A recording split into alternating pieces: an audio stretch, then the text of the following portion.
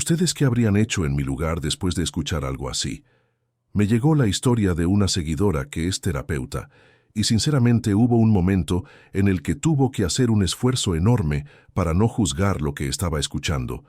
Todo empezó cuando le derivaron a un adolescente de 15 años por supuestos problemas de ira.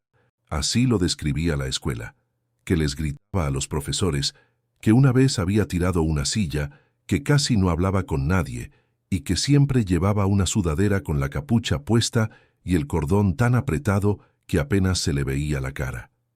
La escuela ya estaba considerando expulsarlo, pero alguien del personal sugirió que intentaran terapia antes de tomar una decisión definitiva, y así fue como esta terapeuta terminó trabajando con él. Las primeras sesiones fueron exactamente como muchos imaginarían. El chico llegaba puntual, se sentaba y prácticamente no hablaba. ¿Cómo te llamas? No importa. Esa era su respuesta para casi todo. No importa. No sé. Da igual.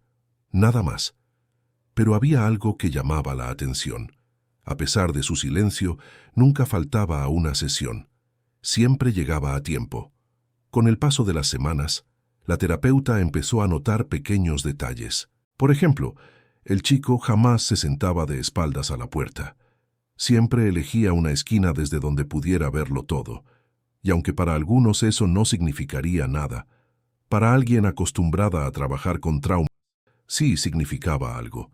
Entonces, un día decidió probar algo diferente. Le dijo, «Mira, no tienes que hablar si no quieres, pero yo voy a hablar, y si me equivoco, puedes interrumpirme». El chico ni siquiera reaccionó. Entonces empezó a hacer algunas conjeturas. La gente dice que estás enojado. Pero yo no creo que estés enojado. Creo que tienes miedo. El chico seguía inmóvil. Creo que algo pasó. Y creo que todavía vives dentro de eso. Ni una palabra, ni un gesto, nada. En otra sesión, la terapeuta dejó una baraja especial sobre la mesa. No eran cartas normales, eran cartas terapéuticas para trabajar traumas, con ilustraciones en lugar de palabras. Le dijo, «Elige una carta que te recuerde a tu día de ayer». El chico observó todas durante unos segundos. Luego tomó una ventana rota. La dejó sobre la mesa. Y no dijo nada. La semana siguiente volvió a elegir exactamente la misma carta.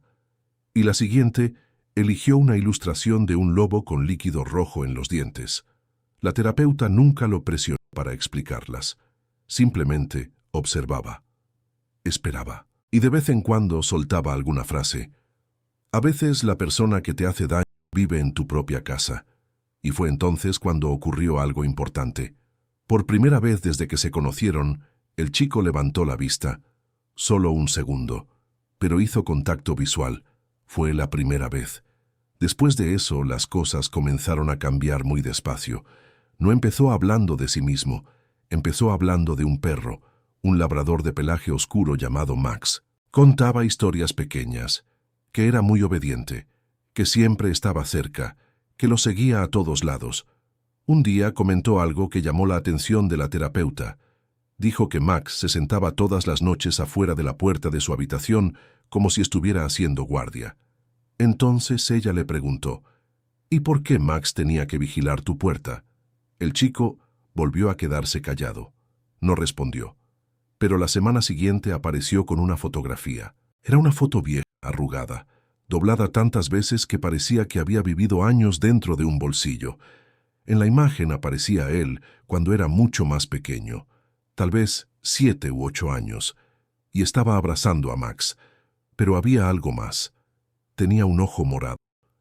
La terapeuta le preguntó qué había pasado. El chico respondió, «Me caí», pero mientras lo decía, la voz se le quebró. Y ahí las dos partes supieron que no era verdad. Pasaron meses, meses enteros, hasta que finalmente habló. Y cuando habló todo empezó a tener sentido. Contó que su padrastro lo castigaba obligándolo a dormir en el sótano. No importaba la razón. Podía ser por contestar, por derramar jugo, por dejar algo fuera de lugar, o simplemente porque sí. Lo encerraban abajo, sin luz, con un colchón viejo y un cubo, nada más. Entonces contó algo que hizo que la terapeuta se quedara en silencio. Dijo que Max siempre encontraba la manera de bajar, que no le permitían estar ahí, que lo echaban, pero aún así regresaba, y se acostaba a su lado toda la noche, como si supiera exactamente lo que estaba pasando, como si estuviera protegiéndolo. Entonces ella preguntó, ¿y dónde está Max ahora? El chico respondió con una sola palabra, muerto. Después de eso empezó a elegir cartas diferentes, una con fuego, otra con cadenas rotas, y poco a poco parecía que estaba empezando a salir de algo que llevaba años cargando, hasta que un día ocurrió algo que la terapeuta jamás olvidaría. El chico entró al consultorio sin la sudadera, por primera vez, sin capucha, sin esconderse. Se sentó frente a ella, la miró directamente a los ojos y dijo, «Él mató a mi perro, lo sabes, ¿verdad?» La terapeuta no respondió, solo esperó. Entonces el chico continuó. «Le dije que algún día se lo iba a contar a alguien». Hizo una pausa y añadió, y sonrió. Después tragó saliva. Al día siguiente, Max desapareció. En ese momento, la terapeuta admite que se derrumbó por dentro. Dice que probablemente no debería haber reaccionado emocionalmente. Pero era imposible escuchar eso sin sentir algo. Lo único que pudo decir fue, «No fue tu culpa». El chico negó con la cabeza, como si llevara años culpándose. Al día siguiente, la terapeuta hizo todo lo que tenía que hacer. Reportó el caso. Contactó a servicios de protección infantil. Habló con la escuela. Movió cada pieza que estaba a su alcance. Y entonces descubrieron algo todavía peor. Ya existía un expediente. Había denuncias anteriores. Había sospechas. Había señales. Pero nadie había llegado hasta el final. Nadie había conseguido pruebas suficientes. Y mientras tanto, todo había seguido igual. La madre del chico incluso había minimizado todo durante años. Decía que su hijo exageraba, que era problemático, que siempre había sido dramático. 2 semanas después, el chico dejó de asistir a terapia. Y la terapeuta pensó lo peor. Creyó que había desaparecido, o que alguien había impedido que volviera. Hasta que recibió una llamada. Le informaron que el menor había sido trasladado a un hogar de acogida. Técnicamente no deberían haberle contado nada, pero la trabajadora social sintió que necesitaba saberlo y le confirmó que estaba a salvo. Unos días después, la terapeuta llegó a su oficina como cualquier mañana. Abrió la puerta, entró y vio algo sobre la silla.